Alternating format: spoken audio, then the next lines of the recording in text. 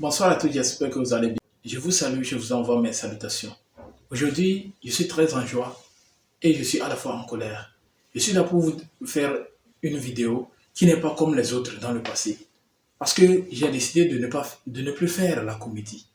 La comédie, c'est pas ce dont la jeunesse africaine a besoin. La comédie, c'est pas ce qui va sauver la jeunesse africaine. Aujourd'hui, je suis là pour vous rappeler que il y a des mois de cela, j'osais parler du changement de niche de ce compte TikTok, de ne plus faire la comédie, mais du panafricanisme. Et je suis là pour parler de l'Afrique, mon continent, l'Afrique, ma terre. Je ne respecte pas les frontières qui nous ont imposées. Je suis africain, je suis burkinabé, je suis algérien, je suis malien, je suis ivoirien, je suis ghanéen, je suis nigérien, je suis béninois, je suis tout, je suis africain. Mais aujourd'hui, nous allons parler de dans la première vidéo, nous allons parler d'un sujet très sensible. Cette date n'est pas choisie au hasard. Nous sommes au 13 janvier. Le 13 janvier. Est-ce que quand je vous dis 13 janvier, ça vous dit quelque chose dans l'histoire du Togo et de la sous-région et de la région ouest africaine? Est-ce que cette date vous dit quelque chose? C'est ce qu'on va voir dans cette vidéo.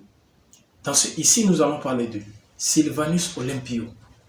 Sylvanus Olympio, panafricaniste, le plus fort de l'Afrique. Mais qu'est-ce qui s'est passé? Qu'est-ce qui est arrivé à Sylvanus Olympio? Qu'est-ce qui s'est passé dans la nuit du 12 au 13 janvier 1963 au Togo, à Lomé? Qu'est-ce qui s'est passé? Premier président de la République togolaise. Aujourd'hui, on parle partout. On parle de Burkina, putsch, coup d'État. On parle de Mali, coup d'État. Niger, coup d'État. Est-ce que parmi les pays d'Afrique de l'Ouest, est-ce que les pays qui prétendent être démocratiques, parmi ces pays qui prétendent être démocratiques, est-ce qu'il n'y a pas des régimes putschistes à l'origine? Il y a des régimes originellement putschistes. Bref, on ne veut pas parler de ça. En regardant la vidéo, tâchez de liker la vidéo, commenter la vidéo, partager la vidéo. Abonnez-vous à la page pour me soutenir. C'est ce dont j'ai besoin pour le moment. D'accord, nous allons parler de la date du 13 janvier dans l'histoire du Togo. Dans la nuit du 12 plutôt, dans la nuit du 12 au 13 janvier 1963, dans la nuit du 12 au 13 janvier 1963, les soldats démobilisés de la guerre d'Algérie, les soldats qui ont été pris du Togo jusqu'à l'Algérie pour combattre aux côtés de la France, bien sûr. On n'a pas besoin de répéter à tout moment, c'est la France toujours. Ces soldats qui ont été mobilisés du Togo pour aller combattre, pour aller commettre des crimes en Algérie, débarquent au Togo. Des mois avant cette date, ils ont demandé d'adhérer, d'intégrer l'armée togolaise. Le jeune président, le premier président démocratiquement élu de l'époque, a refusé cette adhésion, puisqu'ils étaient tachés. En fait, ils étaient tachés. Ils n'étaient pas, comment on appelle, légitimes à occuper ce poste de force de l'ordre. Maintenant, qu'est-ce qui s'est passé dans la nuit du 12 au 13 janvier 1963? Ces soldats ont débarqué ici chez le jeune président pour l'arrêter. Mais il a échappé. En ce moment, l'ambassade américaine était à côté de la présidence. Le monsieur Sylvanus Olympio a fui pour se cacher dans l'ambassade américaine. C'est là qu'un gardien de l'ambassade américaine l'a aperçu et a appelé directement New York pour informer que le gars étant en fuite s'est caché là-bas. Vous voyez dans ces intervalles de temps, entre la nuit du 12 au 13, au matin 13 janvier, il y a eu des coups de fil entre l'ambassade américaine et l'Amérique, entre l'ambassade française et la France. Donc, qu'est-ce que vous imaginez? Qu'imaginez-vous?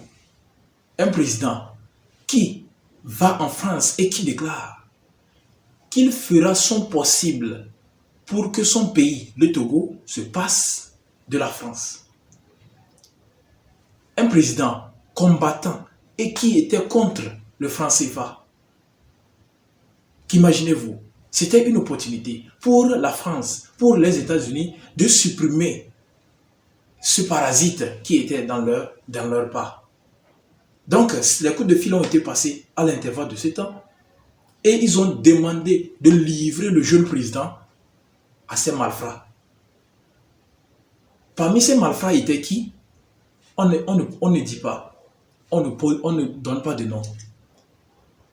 Dans la matinée du 13 janvier, 3 coups de tir ont été entendus dans la zone.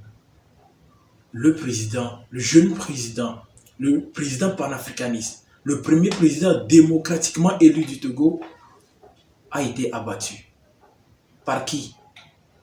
Qui a autorisé cela? Qui a permis cela? Il était caché dans l'ambassade des États-Unis. Qui a ordonné de livrer le président à ces groupes de militaires revenus d'Algérie après avoir commis des meurtres, des crimes contre l'humanité?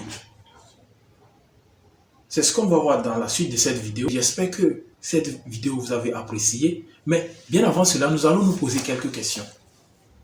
Qui était Sylvanus Olympio? Qui était Sylvanus Olympio? Quelle était sa lutte dans l'Afrique? Quelle était sa lutte pour l'Afrique et en particulier pour le Togo? Qui était derrière son assassinat? Qui a pressé la détente? Qui a appuyé sur la gâchette? Un président qui se rend en France, en terre française, et affirme « Je ferai tout mon possible pour que mon pays, le Togo, se passe de la France. » Un président qui a été un combattant contre le franc CFA. Un premier président qui était contre la politique étrangère française au Togo et ainsi dans la sous-région. Que s'est-il passé? Vous n'êtes pas sans savoir. Allez dans les sites, allez dans les réseaux sociaux, on ne vous dira pas. Mais juste après son assassinat et des années après, des mois après, quelqu'un a revendiqué son assassinat. Il y a quelqu'un qui a affirmé l'avoir abattu de ses propres mains avant de faire machine arrière, un rétropédalage quand il avait des ambitions politiques. Il a affirmé avoir abattu le président de ses propres mains. Mais quand il avait eu des ambitions politiques, il a nié le fait. Mais en fait, notre président a été froidement abattu par ces soldats qui, à l'époque, étaient au service de la France en Algérie.